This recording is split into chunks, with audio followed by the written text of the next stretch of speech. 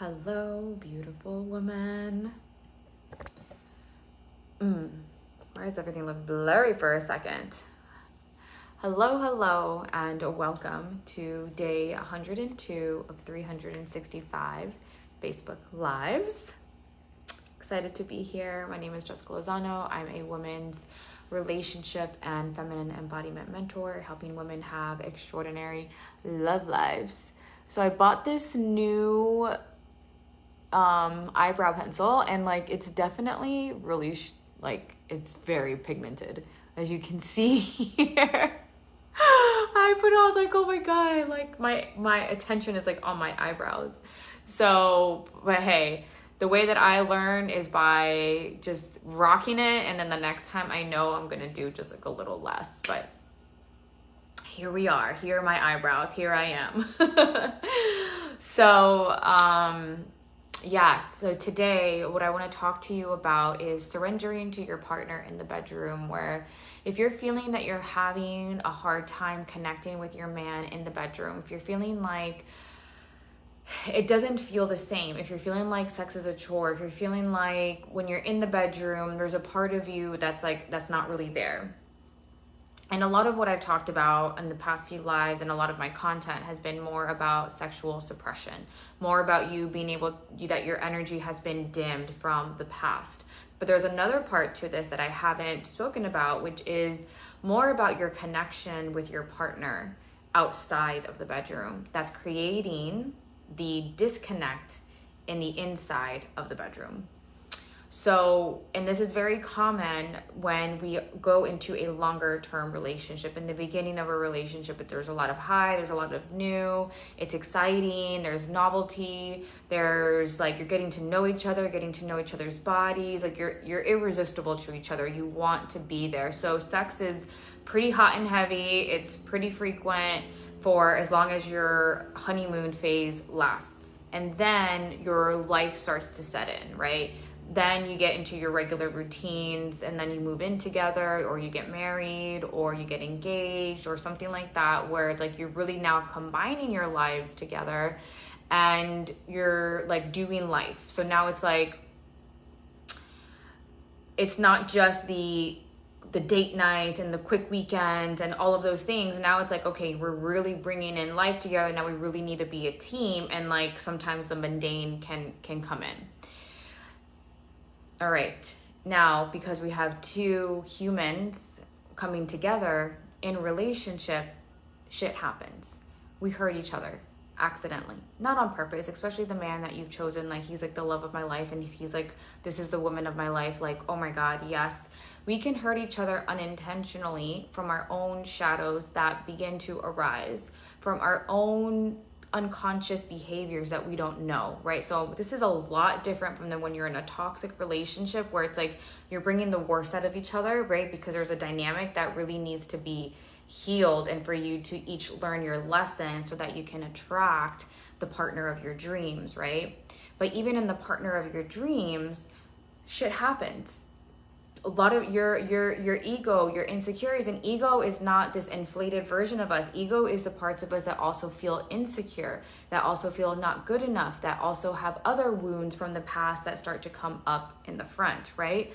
So when you reach this long-term relationship, our shadows are going to come up, our unconscious behaviors are going to come, our humanness is going to happen, and you're going to eventually hurt each other unconsciously. So what happens is that these mistakes that are made sometimes aren't fully corrected. The stone hasn't been fully turned over to really heal and alchemize. And this is where I noticed the disconnection happens, which is very much what happened to me and Ron as well in our relationship, and with the women that I work with. When they tell me what's happening in their lives, there is a part, an area, a time where there was this, where you guys were this, you were a team, everything's exciting, everyone's going, you're doing life together, blah, blah, blah, and then something happened, and it's you start to, this feeling of this person could never do anything wrong, they do something wrong. Their humanness comes out, and then you form a little disconnection.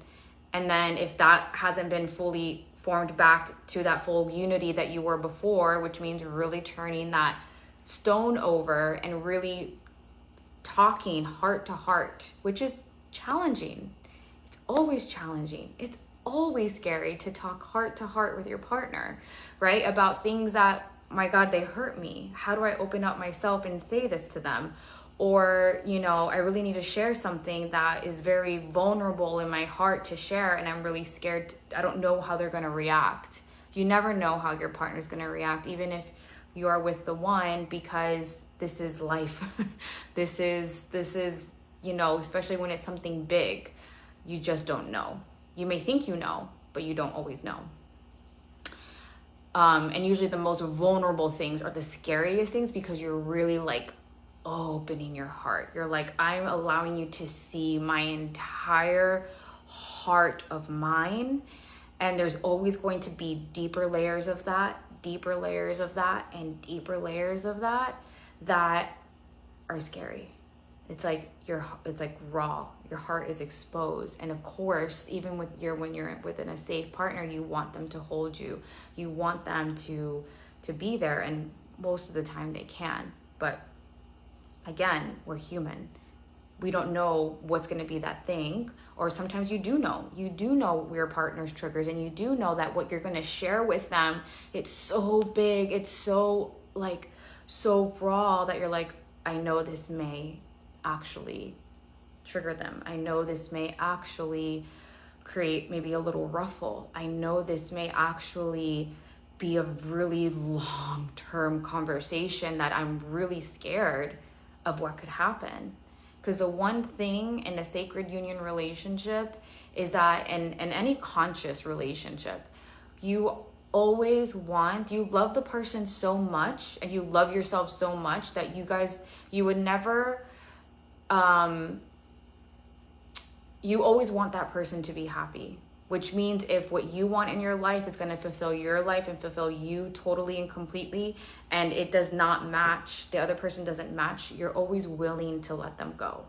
Because it's not a clingy, needy energy, right? Sacred union energy is not clingy. It's not pulling the other person to make them stay with you.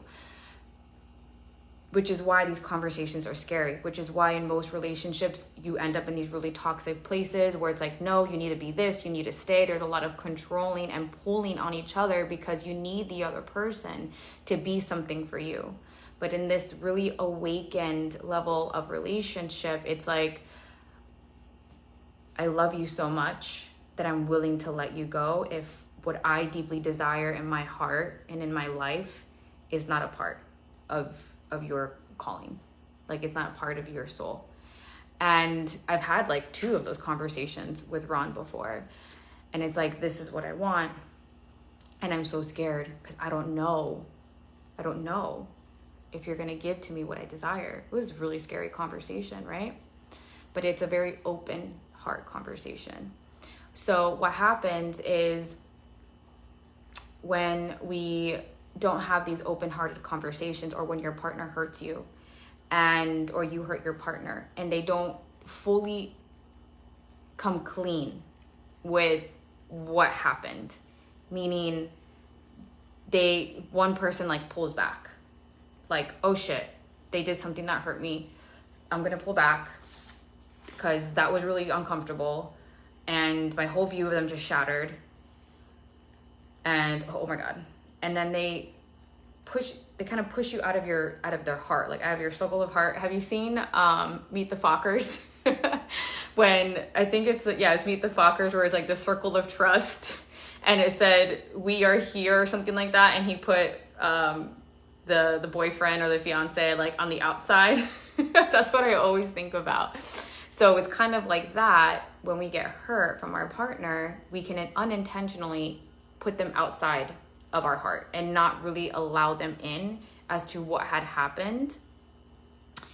And out of protection, right? We want to protect our identity. We want to protect, ourselves. We don't want to feel hurt again. Or, maybe you don't know. Maybe you don't know even how to talk. That was one of the things with Ron and I in the beginning. He actually didn't really know how to really communicate what was on his heart, what a fear that was created by something that I did. So he just really leaned back. He really pulled away. And over time, that separation started to come more and more obvious, where we were more like roommates. And it's like, what happened here, right? Then the sex became more of like this awkward thing alongside the other things that I've talked about, but this still was a big piece. Remember, whenever you are on this healing and this awakening journey, it's never one thing. It's never one thing as to why you are a certain way. It's a multidimensional thing because you're a multidimensional human, and it's a work in progress. So you got to chip away at the things and continue to work on yourself to become the fullest version of you, to become the fullest version of you for you and for your partner, because your evolution also calls them to rise up to their evolution, right? It's a ping for ping thing, right? You grow, they grow, they grow, you grow. That's how it is. So I lost my train of thought for a second. I was going to speak to a point. So you create this disconnect, right? Okay, yeah, in the bedroom, right? So then there's this place where it's like, I feel awkward in the bedroom, or I really want this to get over with, or it's a checklist now. It becomes some form of a chore for you, where it's just like your heart doesn't even want to be in it because of this disconnection. So when a woman tells me I'm having a hard time surrendering to my partner in the bedroom, I'm having a hard time really letting go, it's like, well, tell me what's happening outside of the bedroom with your partner. Are you able to surrender to him in real life? Do you trust him? Do you trust his leadership? Are you actually able to let him lead you? And a lot of this can come from our own conditioning of what it means to be a woman, right? That we have to be headstrong, that we have to this, and that we have to power through things, and don't let no man tell you what to do. But that's different. That's more when we're talking of control, right? We're talking about a man who can lead you, who can allow you to drop down into your feminine. So what are some ways of that this looks like? When your partner creates something for you, and he invites you somewhere, do you immediately shut him off? Do you immediately no, I don't want to do that. No. Destroy his creations. When he wants to bring you a gift, when he buys you something, and maybe it's not the best thing, or maybe it's not something that, it's 100% you, but it's pretty good to you, do you immediately shut that off? You're like, oh, no, I don't like that. If he wants to take you out to dinner, you're like, no. Take you out to lunch, or, things like that, or suggest something that you guys are creating, or says, oh, I think we can do this. This would look good. Do you immediately cut off his creations so that you are imposing or dominating yourself over it? Because a man, his creations need to be seen and respected. Doesn't always mean that you follow through, or that you always have to do what he says, okay? I'm not saying that at all. I'm not all about not expressing your desires. There is a way to do that. But if a man is presenting something to you and you're always cutting it off, then he has nothing to create with, because he needs it to be seen from you and feel respected with what he's creating. Do you get what I'm saying here? Do you get what I'm saying here? This is one of the big things that I had with one of my clients as we were talking. And she was telling me that she's always cutting off his creations, always saying no. So she's always saying no. Where, first of all, is there the energy for her to really want to give back to him, right? Because the feminine is the energy of giving back. Where is the connection? Because a man wants to do something for you. He wants to do something for you. He wants to lead you into an experience, right? And you just immediately shut off that experience for him that he wants to create for you. So your connection is not there, right? The connection that what men and women do together is not there, because he's going forward. He wants to link in here with you, right? And you're like, no. So he's like, okay, boom.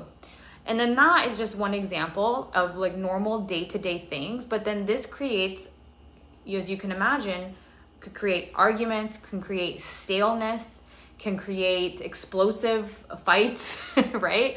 Can create a part of your heart that's not fully there. And same thing with him. Right? Where it's just like, he's not feeling respected. You're not feeling adored. So then it's just like, you're like this. Instead of this, you're like this. Instead of interconnected union, it's like fighting for dominance. Or let's just not talk about it. Let's just be passive, and the disconnection will just really be there. It will be like right here. That disconnection is here, whether it's this small or like this big. And this connection is what's not allowing you to really connect in the bedroom, because outside of the bedroom, you're like this. And you really want to be like this, right? Doesn't mean you're perfect all the time or whatever, but it means that you're always working to be here outside, right? On your day-to-day life. Not just about being a team as best friends. I'm talking about really intimacy. And intimacy is those deep conversations, those hard to have conversations, those parts of us where our ego has to die and create a new version of us that is able to be open to our man, able to have a conversation, to speak your desires in a way that's not demanding, criticizing, judging him, and then creating something where you're creating destruction versus creating a beautiful outcome, a beautiful creation, right? So here, you want to be here. You want to be here, communicating what's really there and inviting your partner to open up when you feel that he's distant, right? Men have a harder time really dropping in. So they usually need us to really understand and observe where they are. It does not mean that they outsource it to us all the time. Men are definitely capable of understanding their emotions and all the things. And we are definitely more in tune with all of that, where we can recognize when our man is off. And not just that they need a space for a moment, because men like to go into their man cave and they like to disconnect in order for them to solve whatever they need to solve. They go into this man cave, but they have to come back out. When they stay in that man cave is where it becomes a problem, because now they're disassociating. Now they're not connected in the relationship. So this is where we can use our feminine heart, we can use our feminine communication to really invite our partner back in and invite him back into his heart to open up to you, right?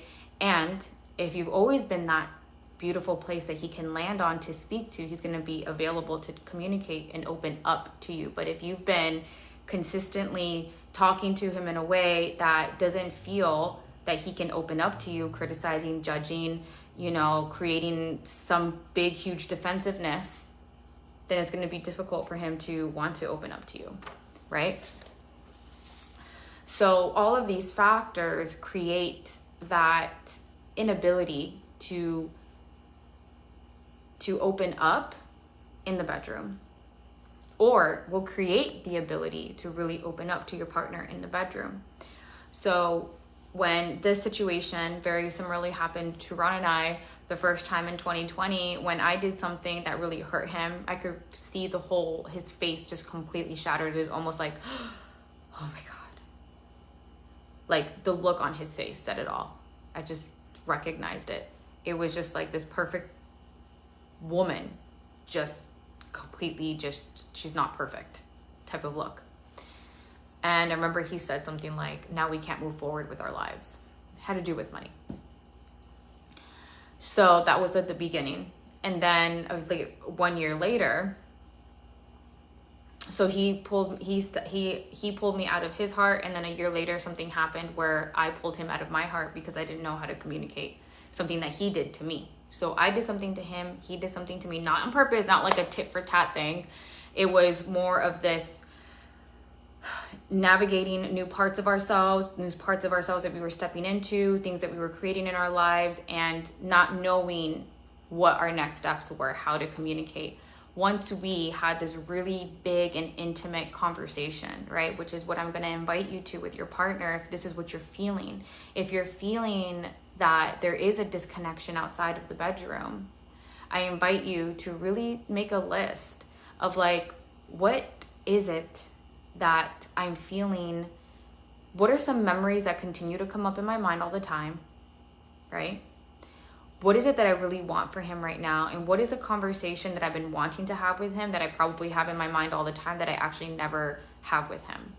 Or where am I confused on what our roles are right now in a specific situation, a conflicting situation that you have? Where is it that I'm fearing of giving my whole self to him? What's like the fear behind that? Is it really true? Or is it that I'm just trying to protect my ego and a part of my identity? If so, this is going to require you to have an ego death for your greater evolution, for you and for your relationship, right? Whenever we are in a state of resistance, we are playing small. We are playing to a version of ourselves that is outdated, that you're ready to find, you're ready to hit. If you're hitting that resistance and you see it and you acknowledge it, that means you're ready to grow, because you're acknowledging that there is a resistance here. What is it? I'm ready and willing to find out for me and for the greater good of our relationship, for the greatest expansion of our love. I guarantee you it was going to expand to more. It's just a fear.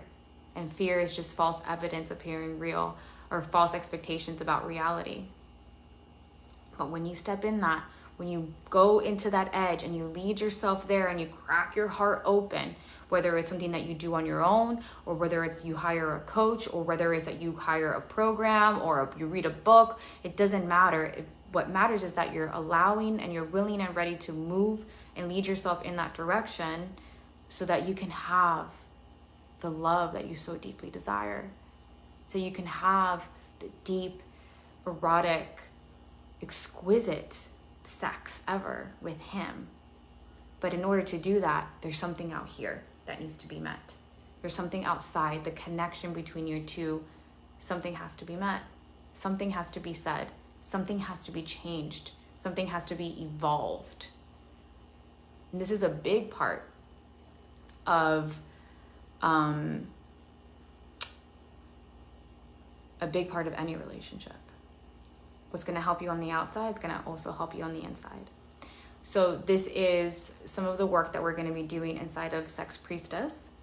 And we already began. Friday, tomorrow is the last day that you can join. I'm going to officially close the door so we don't have a lot of new women jumping in, as this is a very, very intimate space.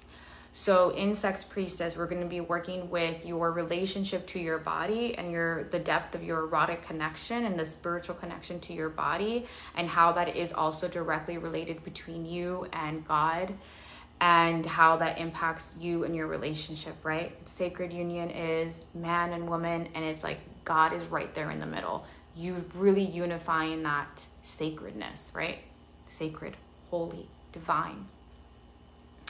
And there's 3 transmissions. There's 1 transmission already waiting for you to talk more about what a sex priestess is and where we are in the life, in the world right now, and why we've gotten to a place where we've had either a sexual suppression, where women overgive in their relationship with sex, and where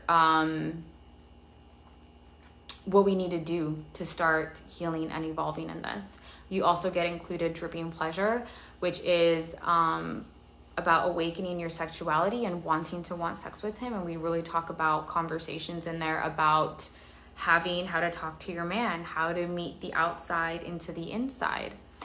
And we have 3 coaching sessions as well. But the first coaching session is going to be this Saturday. This Saturday. So you'll be in there ready and available to jump in on the first coaching session. So we leave the first questions specifically to Sex Priestess, and then if there's other questions that you want to get coaching on, we will open up the floor if there is time for that. And then what else do I want to mention? I do have some notes here. Yeah, so I have something here.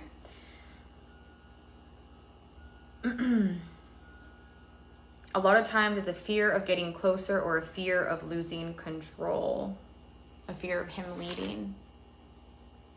What's the fear for that? I've had to work so deeply on this.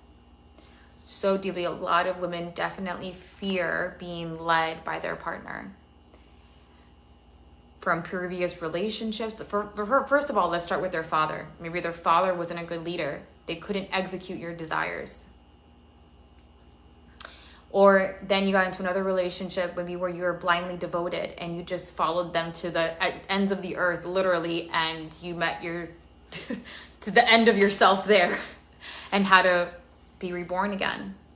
And that's where you're protecting your ego, your identity, your woman, because you would never allow yourself to go there again. What is the fear? What are you not wanting to lose control in?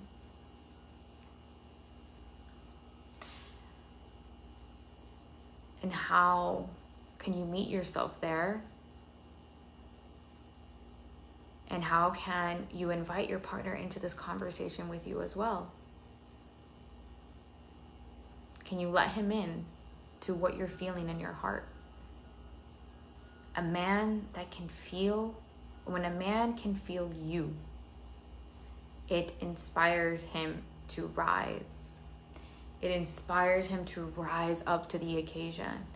Every single time that Ron felt me, not me demanding, when he felt me, when he felt my heart, my pain, my sadness, my deep desire, my need, my want, he felt it. Not from me projecting it out at him, but when he could penetrate me with it, with what I was feeling. Every time he stood to the occasion. Maybe not always as fast as I wanted him to, but he did. And your man can do that too. Your man can do that too when he can feel you. And when you can feel him also outside, that always is going to create the best sex ever. And once Ron and I had that conversation where there was things that were happening that were not talked about, when we finally said it, it was like our hearts were on the table. Everything was on the table, and it created the greatest intimacy ever. The greatest intimacy ever. The greatest orgasms to date. Transcendental. And this is what is available for you. And we can work on this inside of Sex Priestess. I'm going to teach you all of this inside of Sex Priestess and in Dripping Pleasure. So send me the flower emoji in a message if you are interested in learning more. I would love to chat more about this with you.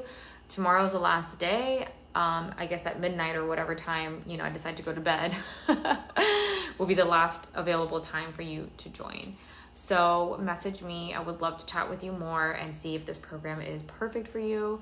I'll send you the links. It's $999 paid in full plus a bonus one-on-one call with me, or 3 payments of $399. So message me. Would love to chat. Love you. See you tomorrow.